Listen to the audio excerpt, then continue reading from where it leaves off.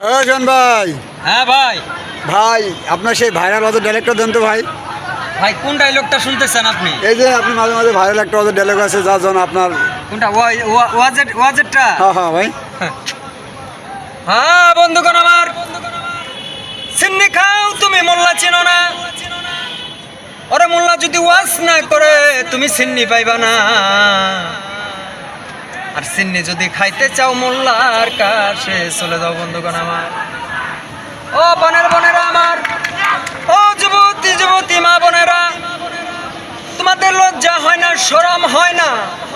তোমরা রাস্তাঘাটে এই উড়না ছাড়া বেপদ্দার মতো হেঁটে বেড়াও, আর যুবক ছেলেরা একটু এইভাবে টোকা মারলেই বলো ইফটিজিং করে।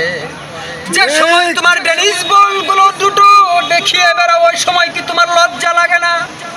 তাই আমি এই ওয়াজের মাধ্যমে বলে দিচ্ছি, তোমাদের চরিত্র ঠিক করো, তোমাদের চরিত্র ঠিক করে রাস্তায় বেড়াও, তোমাদেরকে কেউ বিরক্ত করিবে না। কথা ঠিক না? ঠিক।